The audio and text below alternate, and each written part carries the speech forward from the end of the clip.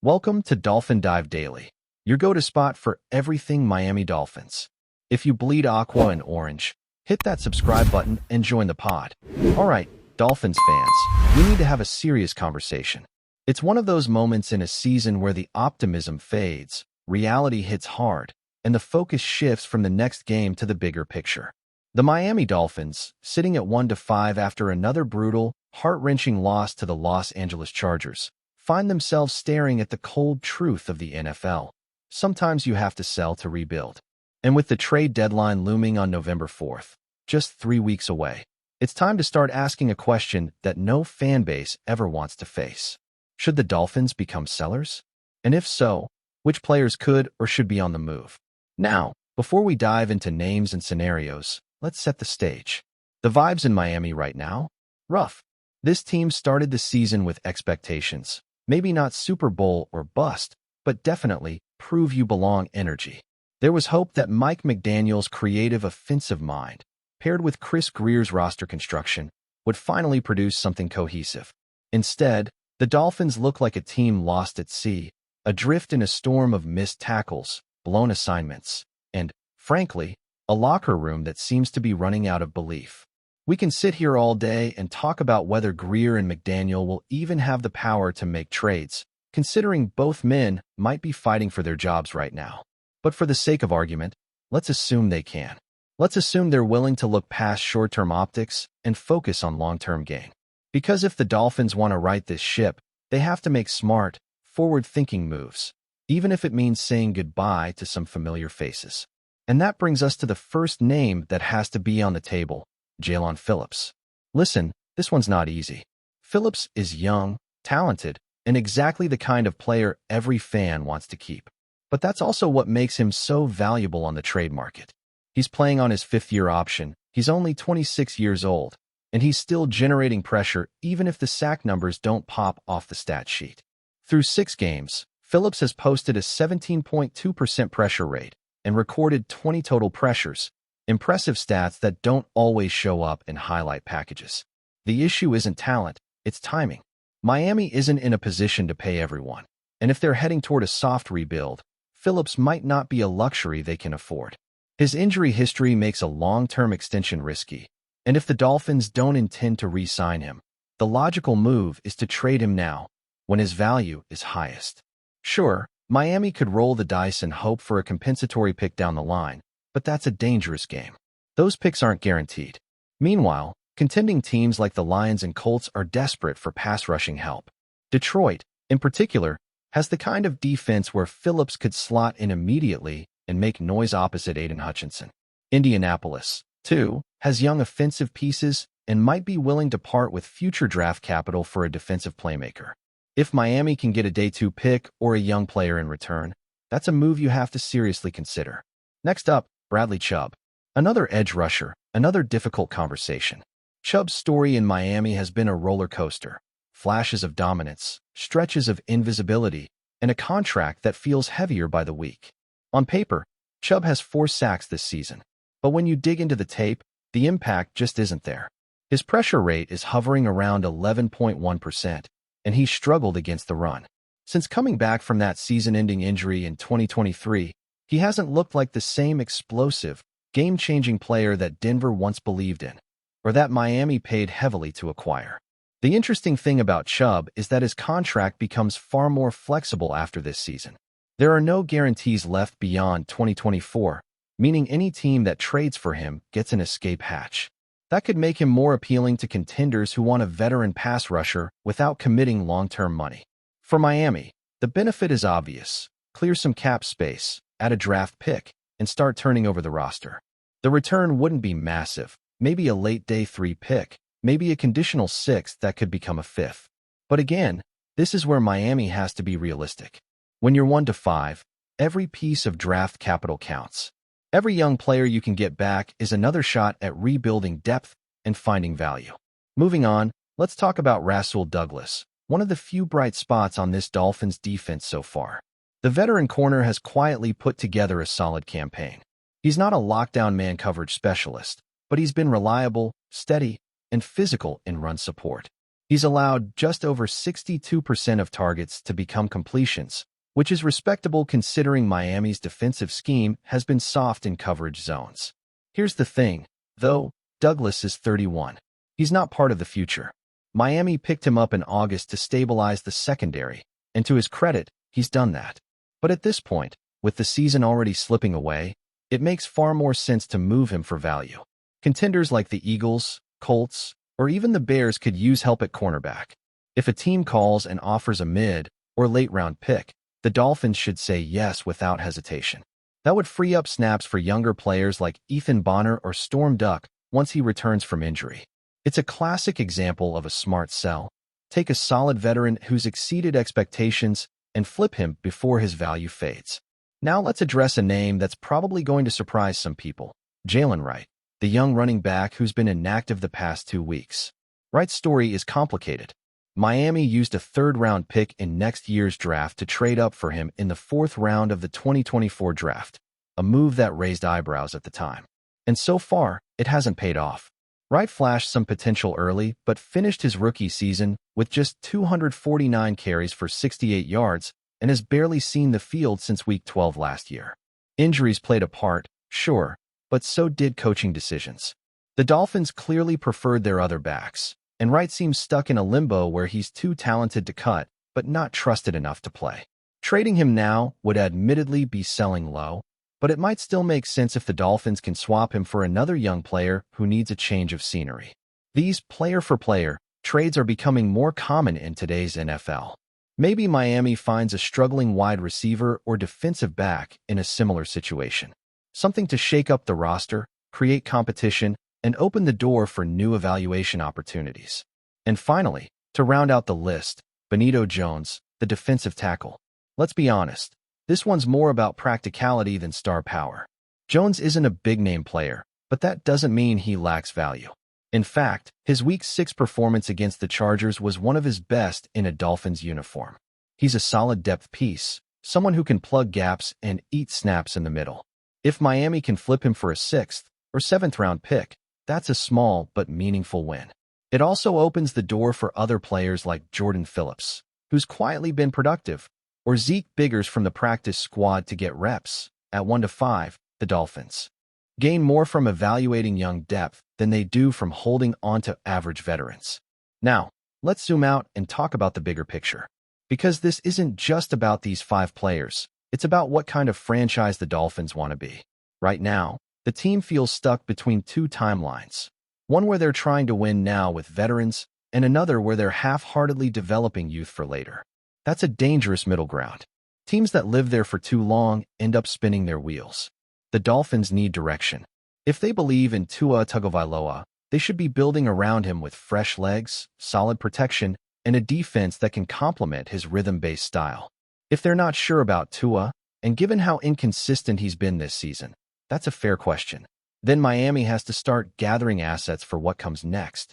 That might mean more pain in the short term, but it's better than clinging to mediocrity. The locker room dynamics also can't be ignored. Reports of frustration, side-eyeing between offensive and defensive units, and whispered doubts about leadership have started to surface. When those issues go public, it's often the first sign that a team has lost its emotional anchor. Sometimes the only way to reset is to move veterans, shake up the core, and let young players grow into leadership roles. And let's be clear, this doesn't mean a full teardown. No one's saying Miami should start auctioning off Jalen Waddle or Devon Achane. Those guys are foundational. They're young, explosive, and affordable. You keep them. You build around them. But for others, the Chubbs, the Douglases, the Phillipses, it's fair to explore value while it still exists. Ultimately, being a seller at the deadline isn't an admission of failure. It's an act of self-awareness. It's about recognizing that the current formula isn't working and being brave enough to change it before it's too late. The Dolphins, as currently constructed, aren't a playoff team. They're a 1-5 group that's been outmatched, outcoached, and, at times, outhustled. So why not pivot? Why not set the foundation for a stronger 2026? This next stretch before November 4th is going to define not just the rest of the season, but possibly the tenure of both Chris Grier and Mike McDaniel. Do they cling to what's left of a fading roster, Or do they start making hard decisions for the good of the franchise? Fans deserve clarity. Players deserve a direction. And the Dolphins? Well, they deserve a chance to finally get it right. Because at the end of the day, this isn't about 5 names on a trade list. It's about a franchise standing at a crossroads, one bad loss away from a total identity crisis. The moves they make, or fail to make, in the next few weeks will tell us everything about whether the Miami Dolphins are serious about building a contender or just trying to survive another disappointing year. Still with us? Then show some love. Hit that like button and let us know in the comments. What's your take on the Fins this week? Ladies and gentlemen, if you thought this NFL offseason couldn't get any hotter, think again, because what's bubbling out of Miami right now might just set the league on fire. Rumors are swirling like a hurricane around the Dolphins' locker room, and at the center of it all is none other than Jalen Waddle, the speedster, the deep threat, the guy who has been redefining the Dolphins' passing game for the past few seasons.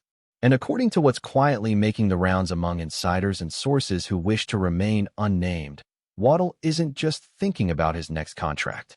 He's thinking about his next move, literally.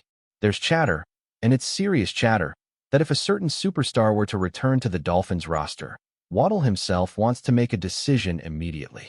He reportedly told the team in no uncertain terms, "If he comes back, define my future today." That's not just a casual statement. That's a headline waiting to happen. That's a locker room bomb. And you know the NFL thrives on these kinds of bombshells. Now, if you know anything about Miami, you know that the Dolphins have been in a delicate balancing act ever since they drafted Waddle. He's electric, he's fast, and he's become the heartbeat of the offense. But let's be honest, the Dolphins' hierarchy has been walking a tightrope between building around him and chasing big names in free agency. And now, with this new rumor, the tension is practically audible. There's talk that Waddle feels his role could be compromised if the rumored returnee, let's just call him the X Factor, comes back to town. Sources close to the team suggest that Waddle isn't the type to sit back and let someone else steal the spotlight, even if it's a legend. This is a player whose confidence matches his speed, whose talent isn't just about catching deep balls, but about commanding the field, and he apparently wants clarity before the situation spirals. Define my future today. That's not just about money.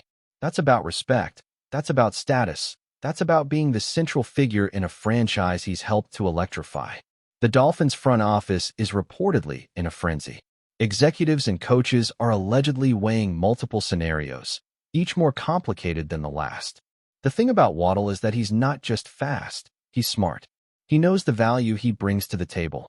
He's aware of his market, aware of his reputation, aware that he could potentially walk and shake up the entire AFC East if negotiations sour. There's talk that his camp has already started whispering to rival teams, planting seeds of possibility. Imagine the ripple effect if the Dolphins truly can't meet his demands or guarantee him a leading role. This isn't your typical player unhappy with contract story. This is a story that could redefine the Dolphins roster, the quarterback's targets, and the way the division sees Miami altogether. Meanwhile, fans are losing their minds. Social media threads are erupting with speculation, with every possible scenario dissected down to the tiniest detail.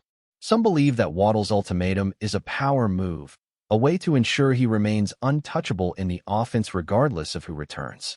Others argue that it could lead to a shakeup so massive that it triggers a domino effect, from trades to free agency splashes. Imagine the Dolphins trying to keep both Waddle and the rumored returning star happy. Would they restructure the offense around 2 alpha receivers?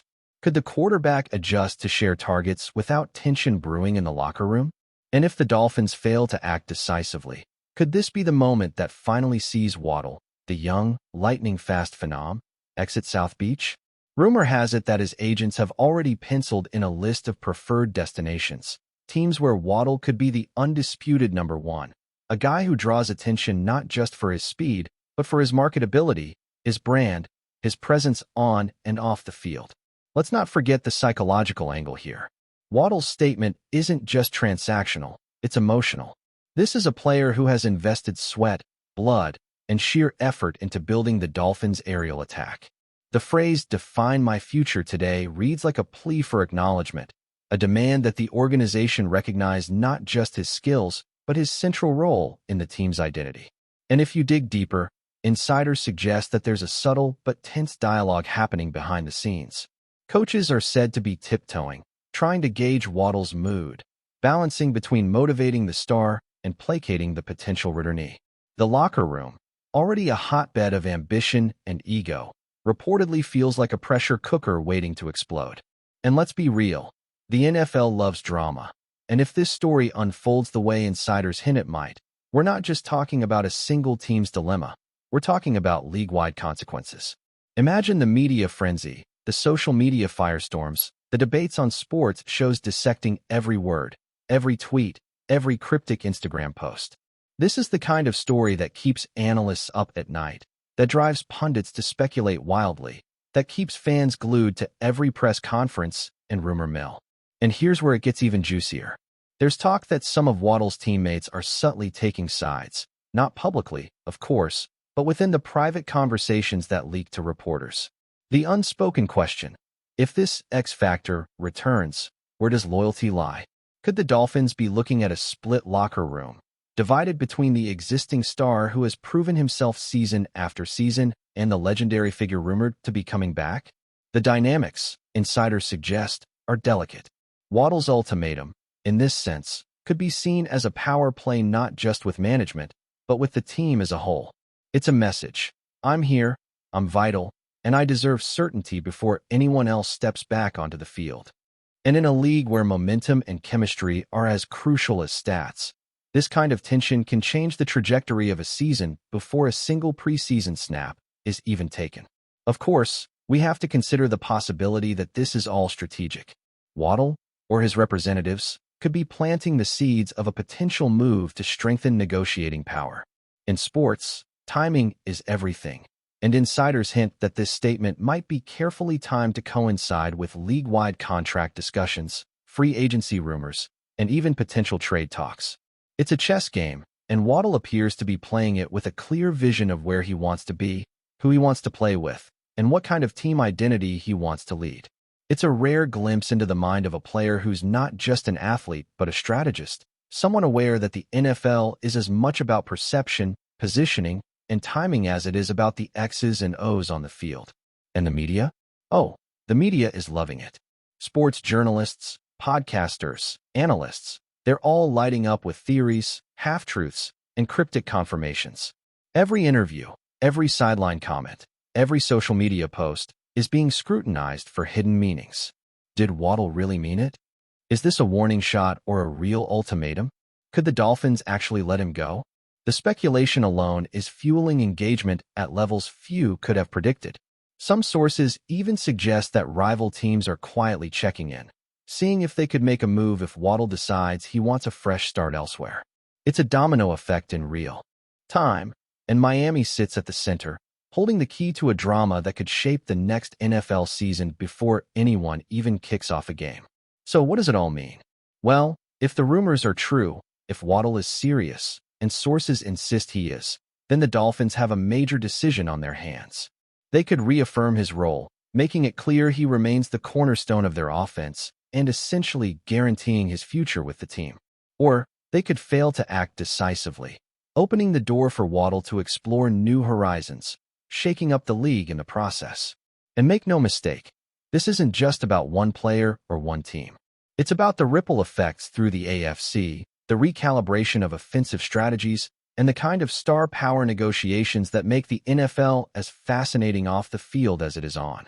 One way or another, something big is coming out of Miami, and the question on everyone's lips is simple: will Jalen Waddle stay, or will the Dolphins' electrifying speedster decide it's time to chase a future defined entirely on his own terms? The answer could come sooner than anyone expects, and when it does, the entire league will feel the shockwave. Keep your eyes and ears open, because this story is far from over, and the next few weeks might just rewrite what we thought we knew about Waddle, the Dolphins, and the very nature of superstar power in the NFL. That's a wrap for today's dive. If you're loving the content, share it with a fellow Dolphins fan, hit subscribe, and turn on notifications so you never miss a splash. Fins up.